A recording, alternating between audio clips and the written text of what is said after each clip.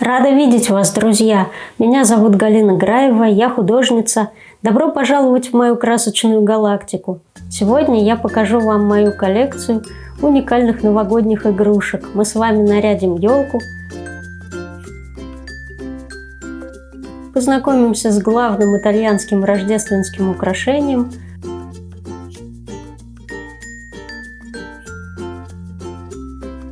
а также узнаем, каково это встречать Новый год в одиночестве.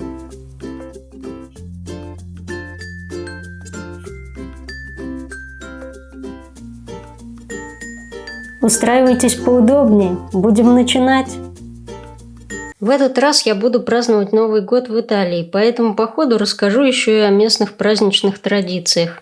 Главный праздник здесь Рождество, но для меня все начинается с Нового года. Давненько мы не ставили эту большую елку, с тех самых пор, как у нас завелась кошка Фернанделла. Когда она была маленькая, как и полагается кошкам, залезала на елку и сидела на ветках, еще и игрушки грызла.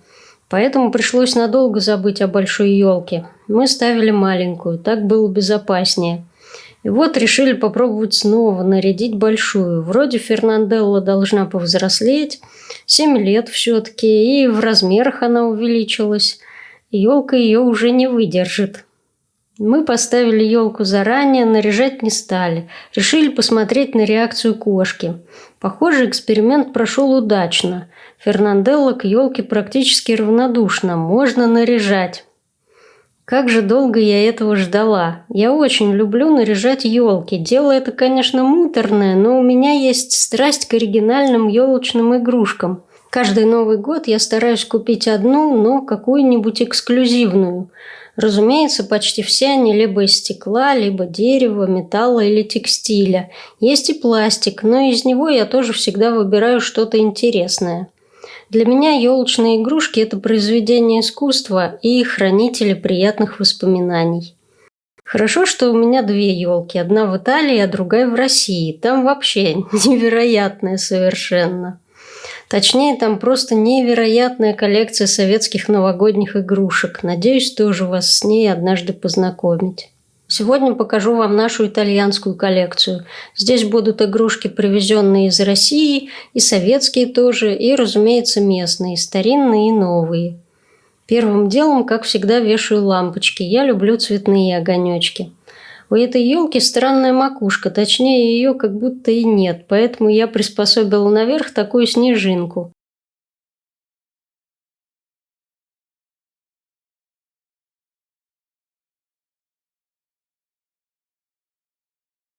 Дальше дело за бусами. Бусы повесили, встали в хоровод, весело-весело, встретим Новый год.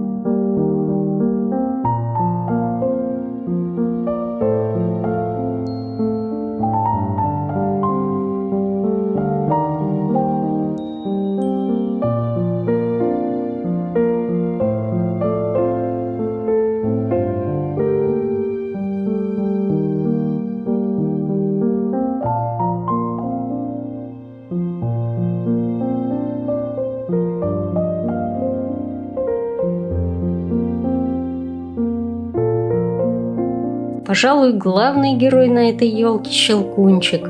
Он просто шикарный, и он точная копия того самого Щелкунчика из советского мультика. Я привезла его из России, увидела в магазине уже после праздников. Дело было довольно-таки давно. У меня тогда не оказалось с собой денег, поэтому пришлось вернуться на следующий день. И какой ужас! На следующий день игрушки уже убрали, и Щелкунчика не было. Хорошо, что добрая девушка-продавец достала мне его со склада. Берегу его, как зеницу ока. К нему в комплект прилагался такой волшебный орех. А этого пестрого петушка мы с мужем купили во Флоренции. Тогда как раз наступал год петуха, причем всем этим восточным традициям итальянцы не следуют. Это было просто совпадение. На очереди Баба Яга, конечно же, из России, мамин подарок.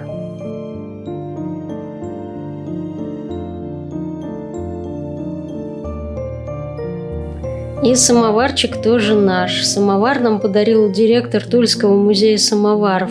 Мы с Миркой очень часто там бывали и обменивались сувенирами. А здесь самые разнообразные шарики, все из стекла, и один керамический. Этот клетчатый, по-моему, был куплен в Икее. Остальные шарики мы нашли однажды в магазине в промзоне, здесь, в Италии.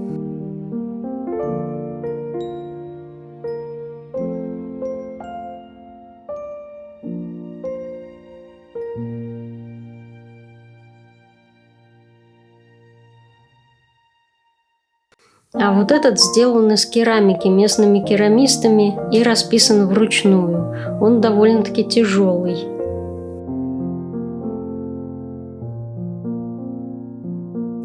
Еще один шарик с Дедом Морозом очень ярко сверкает. Богатырь, сделанный из дерева, ясное дело, из России. Мы с Миркой купили его в историческом музее на Красной площади. Пряничный человечек, или как его правильно называть, это уже что-то из западных традиций. Конечно, он у нас из Италии, сделан из керамики. Ну а этого зверька кто же не знает. Чебурашку и других деревянных игрушек мастеров из Сергиева Посада я купила однажды на ярмарке в Туле. Симпатичную девочку с крылышками я тоже купила в России. В магазине канцтоваров одно время продавались такие необычные игрушки. Очень уж она приглянулась. Эта звездочка также ручной работы из очень необычного материала – камня под названием алебастр, который добывают в Италии в окрестностях города Вольтерры. Там мы ее и купили, вместе с забавной луной или месяцем. Очень люблю эту парочку. Куда же мы в Италии без Пиноккио? Тут он на каждом шагу, не удивлюсь, если у вас тоже такой есть, привезенный из отпуска. Золотого ключика у Пиноккио не было, зато он был у нашего Буратино. И у меня тоже есть. Возвращаясь к теме Щелкунчика, вот эта маленькая фарфоровая куколка, подаренная мне однажды коллегой по работе, у меня символизирует Мари. Ну а эту чудесную феечку, сделанную из металла, я окрестила феей Драже. Она тоже из России. Тогда у нас еще был магазин Accessories, если я правильно произношу. Мне у них очень нравились елочные игрушки. Дальше у нас совершенно эксклюзивный деревянный колокольчик. Он расписан мной. Наконец-то нашлась избушка на курьих ножках. Она деревянная. Мы купили ее в Измайловском Кремле в Москве.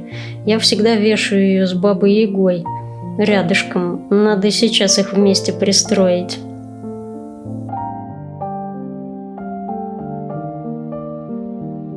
Царевна-лягушка, между прочим.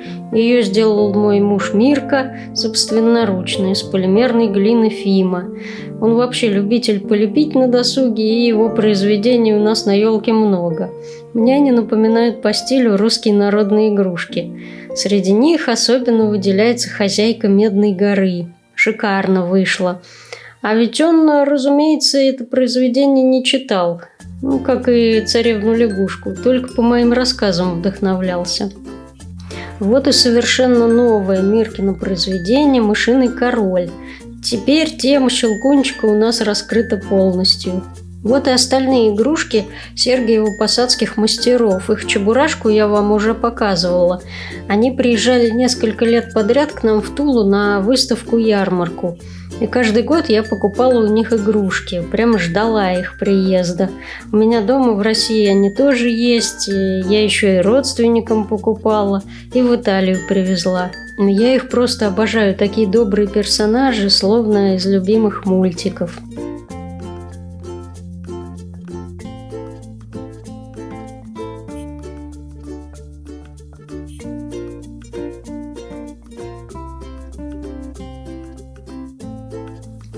А эту вязаную кошечку я опять-таки купила в России в ранее упомянутом магазине Accessories.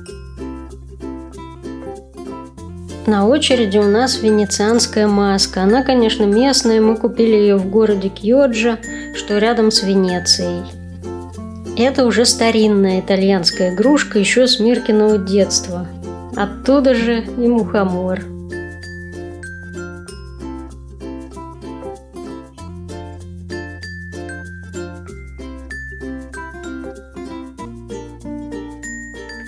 Раз уж началась винтажная тема, есть у нас и советские игрушки, совершенно потрясающие. Красная шапочка, снегирь, домик, горошек.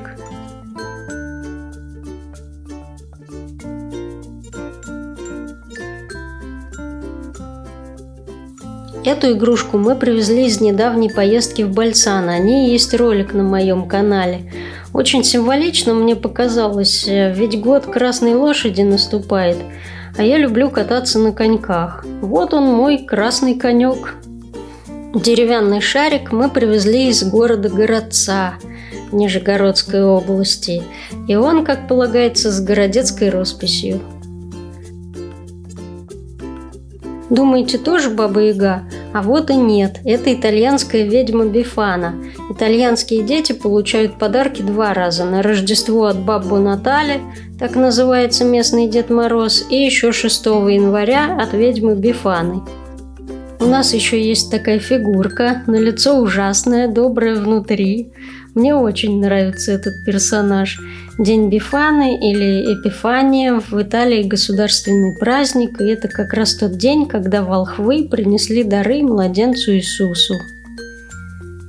Елка практически готова. Рассказала я, конечно, не про все игрушки, потому что боюсь вас утомить.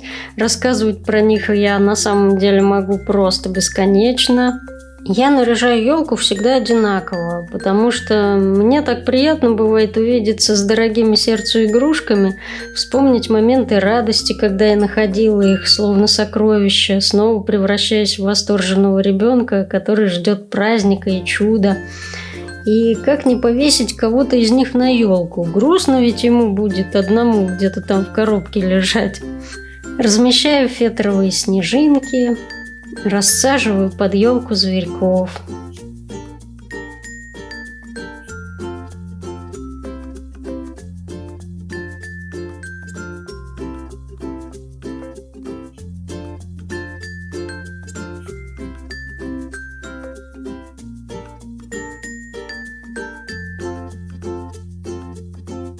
А это что за зверек такой под елкой? Притаился. Ну, главное, что не на елке.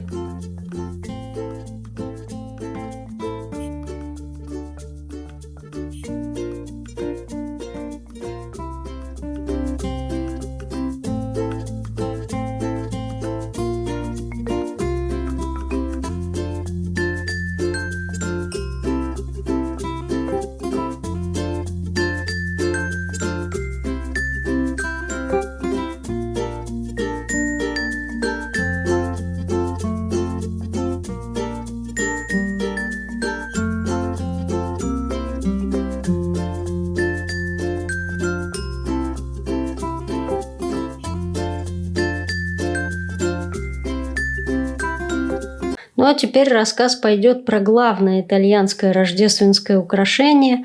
И это вовсе не елка, как многие думают, а рождественский вертеп. Елки пришли в Италию позже, из Северной Европы, а задолго до них итальянцы сооружали вертепы. И до сих пор в каждом итальянском доме вы обязательно встретите рождественский вертеп. Вообще вертеп представляет собой сцену Рождества Христова со всеми присущими персонажами и атрибутами.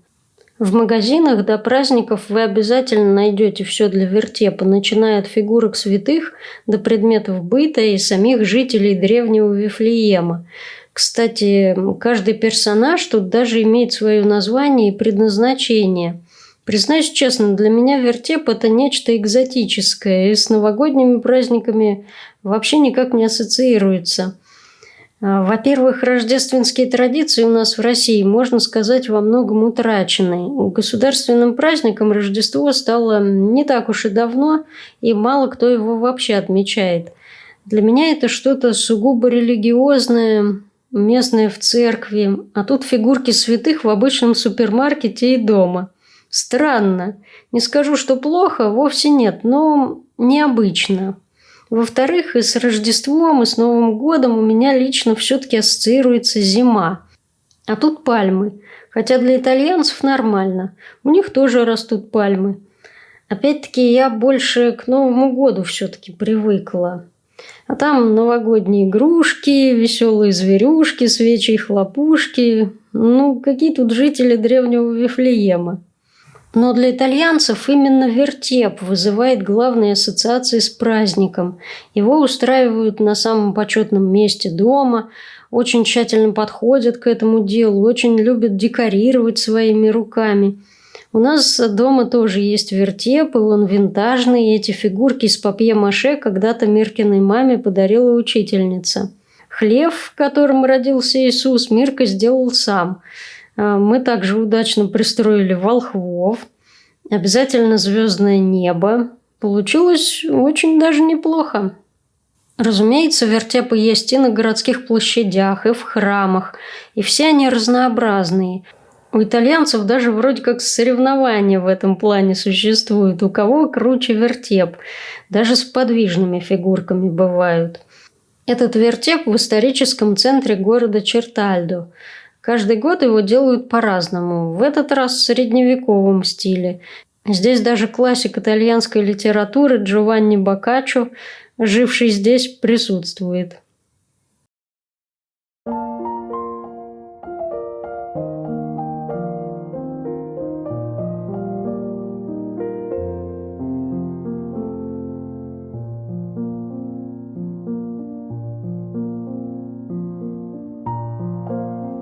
Из самых необычных вертепов я видела еще вязаный.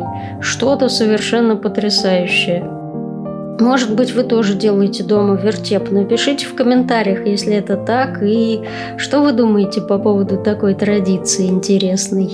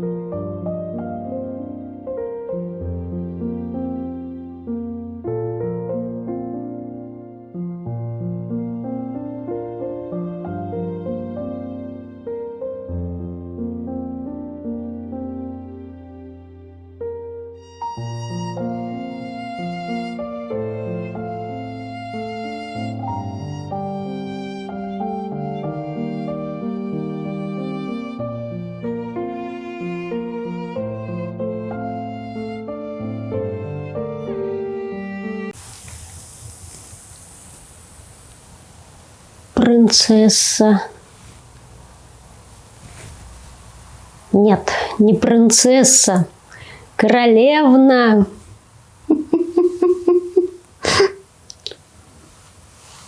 У нас сегодня по программе «Одинокий Новый год» или «Новый год в одиночестве». Такое со мной впервые. И вообще, честно признаюсь, я не расстраиваюсь. Так вот получилось, то, что приходится мне Новый год сегодня праздновать в одиночку. Поскольку муж на работе, я нахожусь здесь, в Италии. Мне, конечно, грустно, потому что я вдали от родных. Я обычно праздную Новый год в России, но вот в этот раз вот так сложилось. Да, Гизунь, мы вот сейчас с кисонькой Фернанделочкой вдвоем будем праздновать Новый год. Вообще, что я хочу сказать по этому поводу? Если у кого-то сложилась такая же ситуация, я думаю, расстраиваться не стоит. Ну, мне, конечно, легче так говорить, потому что я человек вообще такой, который любит одиночество, который от него не страдает нисколько, а скорее всего им подпитывается.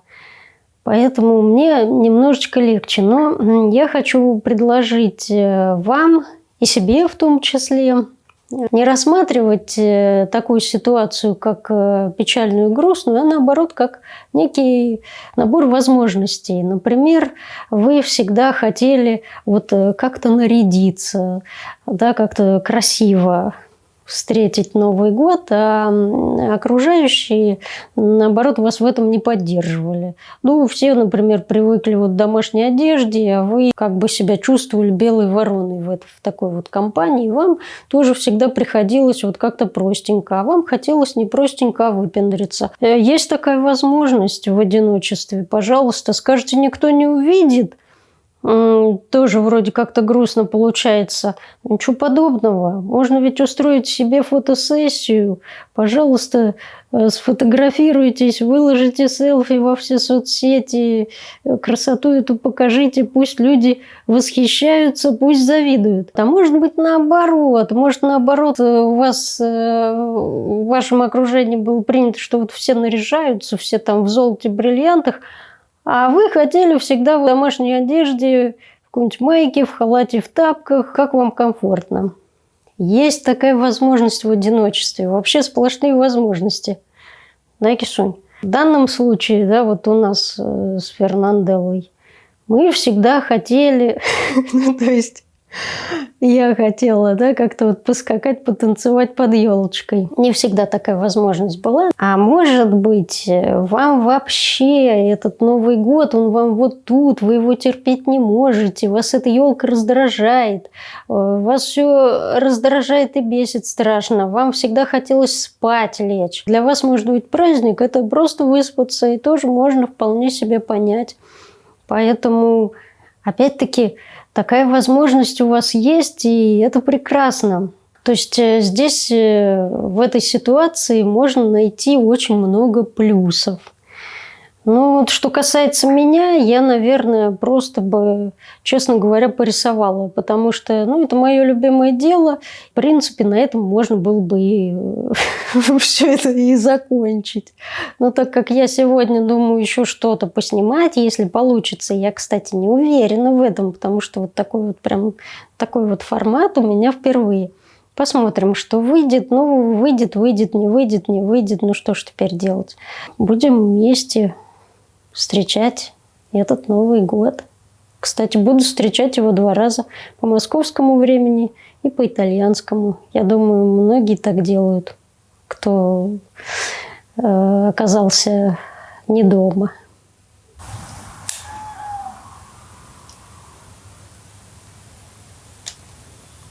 Кисонька, зеваешь, Кисунь? Спатеньки хочешь? Ну, рано еще.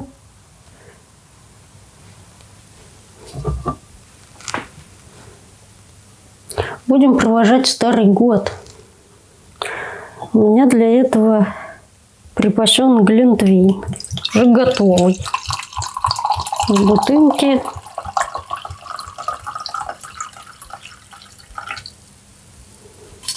Так, ну, я думаю, мне хватит.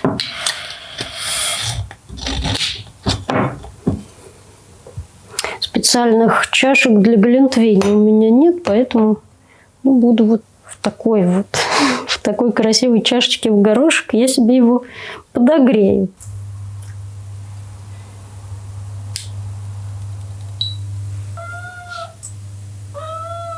Паштетик хотим.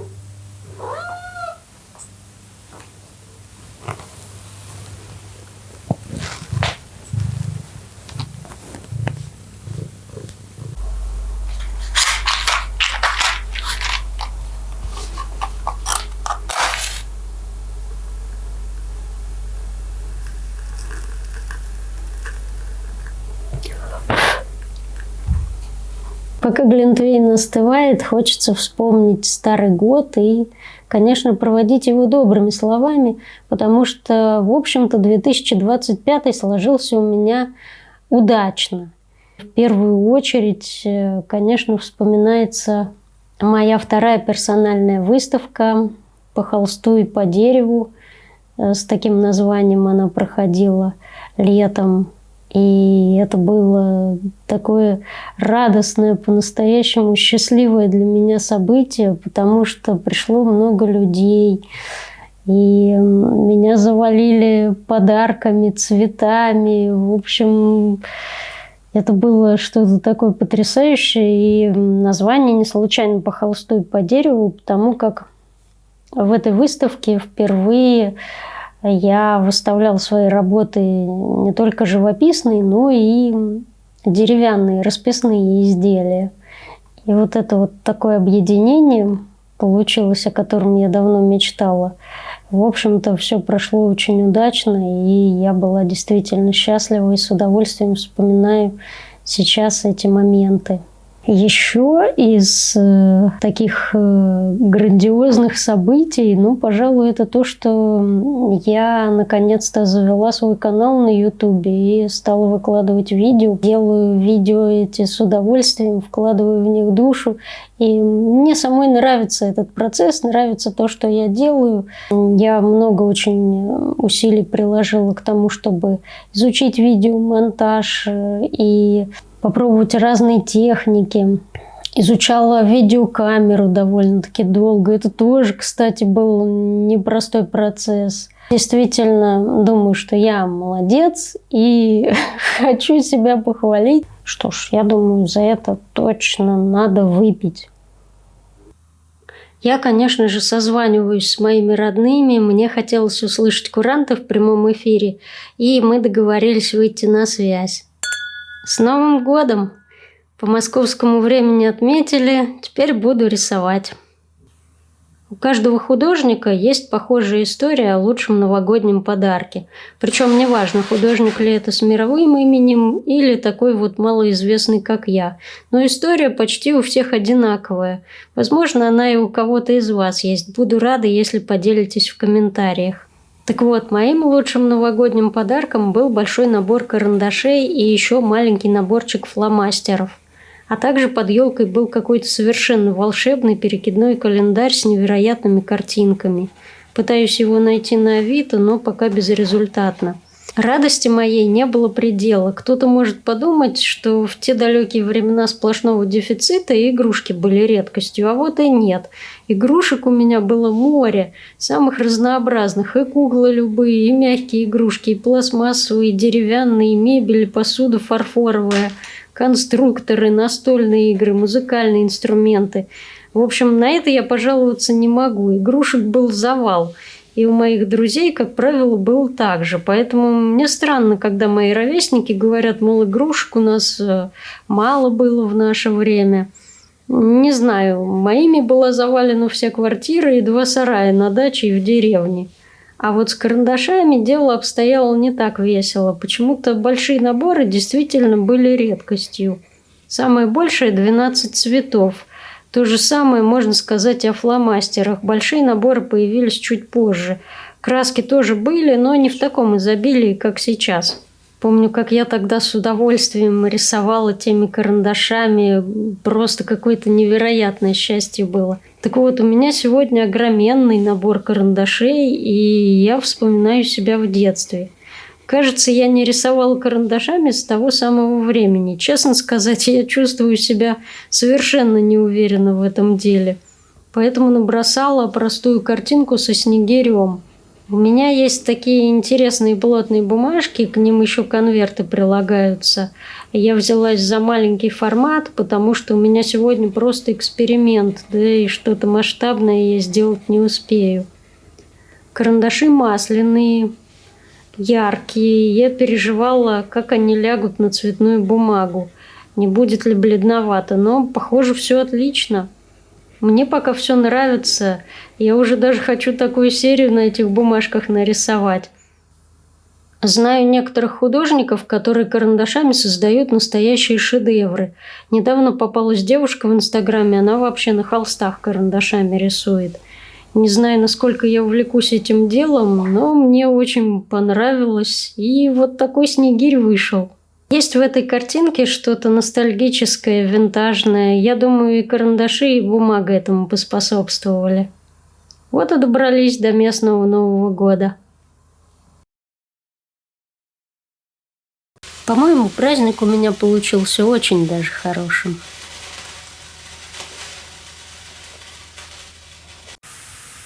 Большое вам спасибо за просмотр, друзья. Я очень надеюсь, что это видео вам понравилось и подарило частичку новогоднего настроения. Если это так, пожалуйста, подпишитесь на мой канал, поставьте лайки. Ну и я поздравляю вас с наступившим Новым годом и желаю всего только самого лучшего. Здоровья, удачи во всем, реализации всех намеченных планов, встречи с хорошими людьми, добрых друзей рядом. И до новых встреч!